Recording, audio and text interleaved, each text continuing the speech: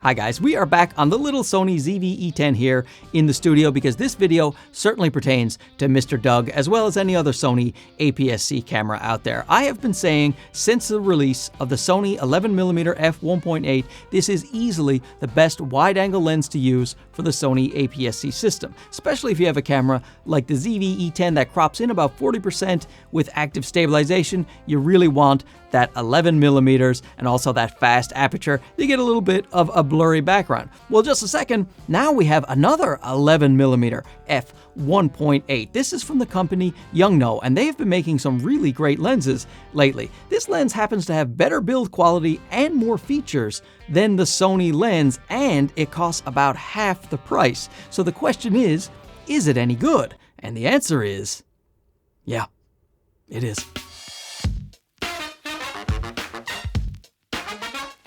Now, before I get into the build quality, specs, and features of these lenses, I figure why don't we take them out into the real world? I will show you vlog style what they can do. Here we go. So here we are on the Yongnuo 11mm. I have a little ND filter on here by K&F Concept, little nano one, and that lets me go all the way down to 1.8 to get the blurriest background that I can. And I am using the active stabilization in the ZV-E10, which crops in a fair bit, but right now, I'm looking at the screen here. I've got plenty of real estate. Oh, the sun is coming out to ruin my consistency in my shots.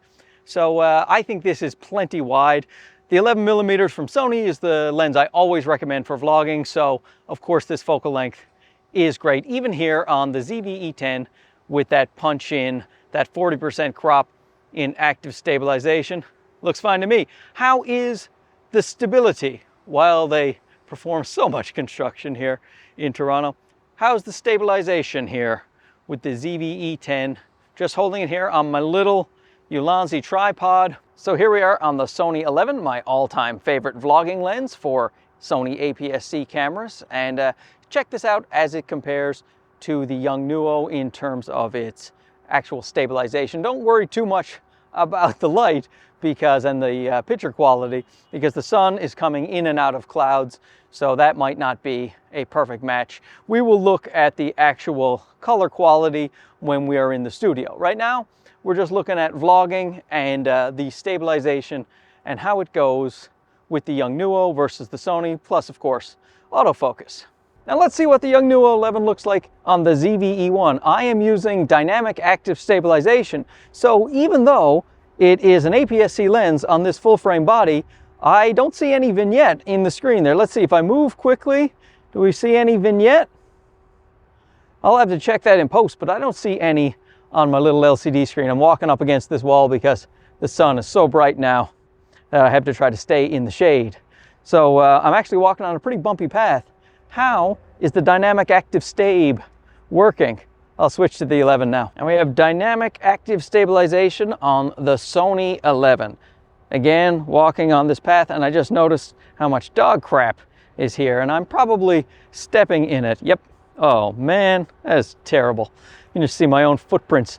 Listen, let's not talk about that. Let's talk about the stabilization. How is it doing here with the disgusting path? Oh my goodness, this was a terrible mistake. But it's for you people to show you. I'll just throw out these shoes, that's all. It's to show you the comparison. How is it? Let's see, is there any vignetting here on the 11 in dynamic active stabilization? I don't know. All right, I'll have to check that in post. Okay. And this is just Catalyst Browse, as the weather has changed terribly, and now it's very windy and stormy. But we're using Catalyst Browse with no stabilization on in the ZV-E10, and see how that looks. This is Catalyst Browse on the Sony 11 as I walk into the depths of this storm, and all the people with their dogs flee the park because you really should be inside right now with all the stuff that's blowing around here. This is crazy.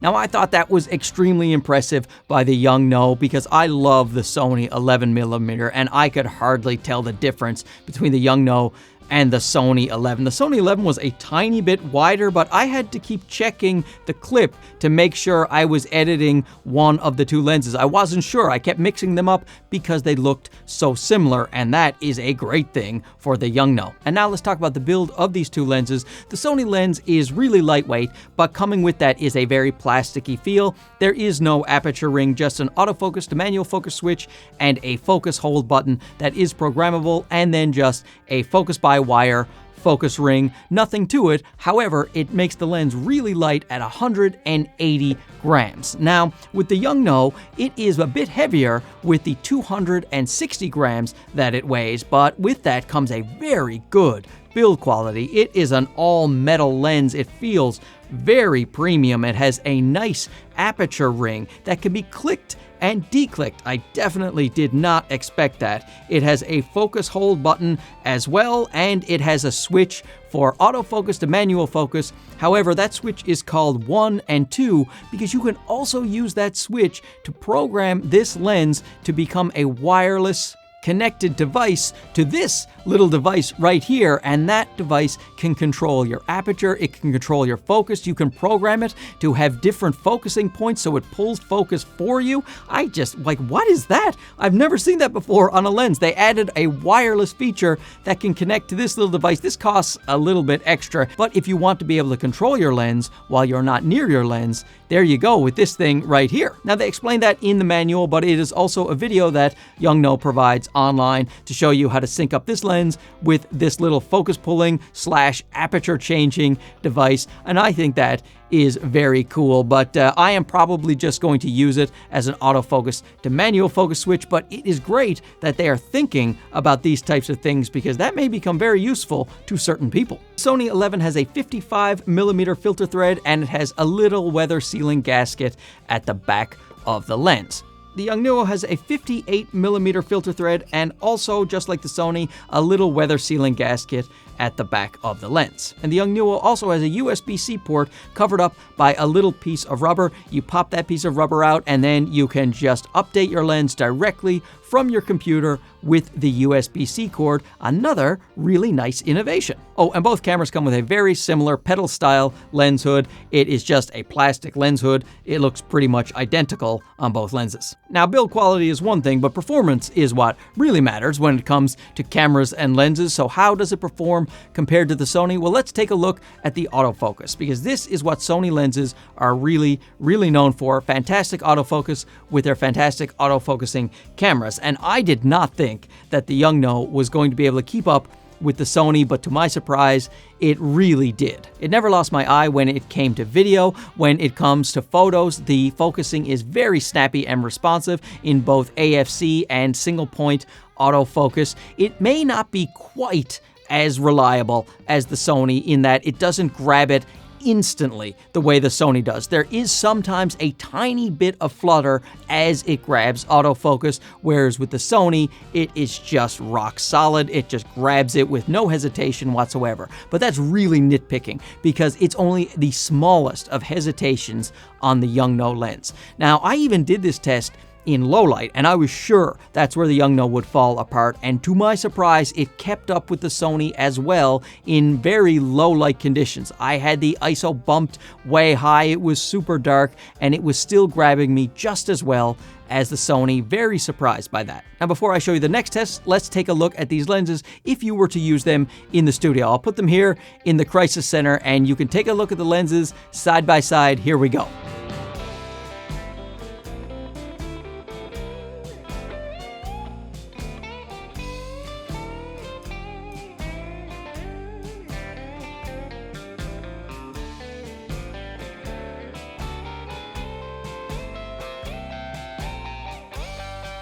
Extremely impressed with the Yongnuo. Of course, it kept focus very well, but also the colors, very nice. Once again, I could barely tell the two apart. The Sony 11 is definitely a tiny bit wider, so that is the only way I could really tell apart the two clips as I was putting them on the timeline. Jeez, great job. So let's talk about focus breathing, because you may have noticed that in the clip of the studio. There is focus breathing a little bit on the Yongnuo. It is not a lot. It is just the Sony has none. The Sony has no focus breathing. It is one of the best performing lenses I have ever seen, if not the best, when it comes to focus breathing. It just doesn't breathe at all. You don't even need those Sony in-camera corrections that are in the new ones. I was using it on the ZV-E10, so that doesn't even have it. That is just the Sony 11, no focus breathing.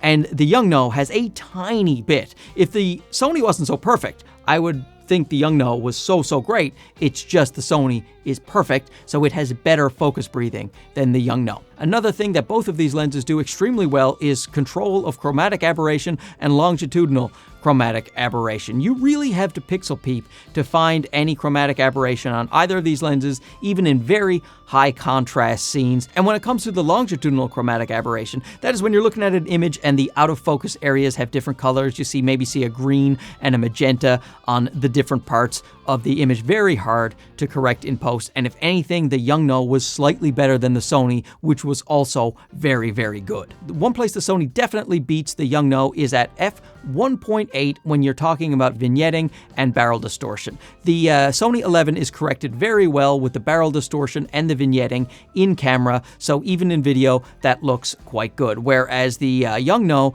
at 1.8, you see some fairly heavy vignetting and you definitely notice some barrel distortion. By f2.8, this clears up and the lens looks a lot better at f2.8. Now, all of the video I took with this lens was at f1.8, so the barrel distortion is certainly not that noticeable to me when it comes to video, and also you don't see the vignetting so much when you are walking around vlogging your pretty eyes, so it isn't a problem for me, but that is something that Yongnuo can correct with a firmware update. If they update the lens to brighten up those corners a little bit and get that barrel distortion down, that would be great. And when it comes to sharpness, as sharp as this Sony 11 is, because this is sharp, the Yongnuo is probably as sharp. From all my tests, it looked as sharp in almost all of the photos as the Sony. Maybe in the sweet spot of the lens at around f4. The Sony is a tiny bit sharper, a hair sharper, but I cannot complain about the sharpness on this Yongnuo lens. And in fact, at the minimum focus distance, I find that it is sharper and has better contrast when it comes to the minimum focus distance. Normally with less expensive lenses, at the minimum focus distance, you get a very soft image. Not so with the Yongnuo. I didn't mean for that to rhyme.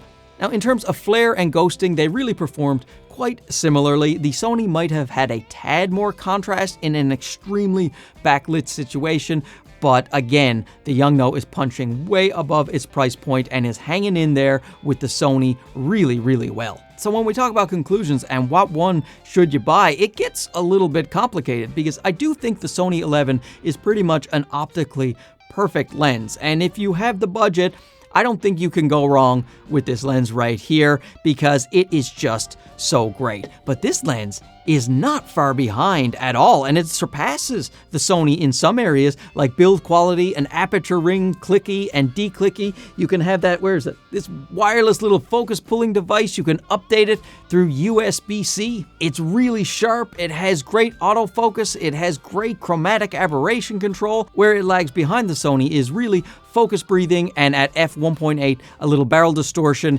and vignetting. Now, the barrel distortion and vignetting, as I've said, can probably be corrected with a firmware update. So Yongnuo, if you're listening, please get on that firmware update, because then really the only thing the Sony would have over the Yongnuo is a little bit of focus breathing and perhaps a tiny bit snappier autofocus. But guys, if you are looking for an 11mm f1.8 on a budget, this is really great. Yongnuo, good job. They sent this out for review, by the way, but I don't care which one you buy. I'll put affiliate links to both so that you can make me stinking rich. I am just really impressed with them and what they are able to do at this price, and I hope they continue making lenses of this caliber. So tell me down below what you think. Is this something you are interested in? If not, why? And we'll have a nice little discussion about it. Thanks for watching this. We'll talk to you again soon. Okay, bye-bye.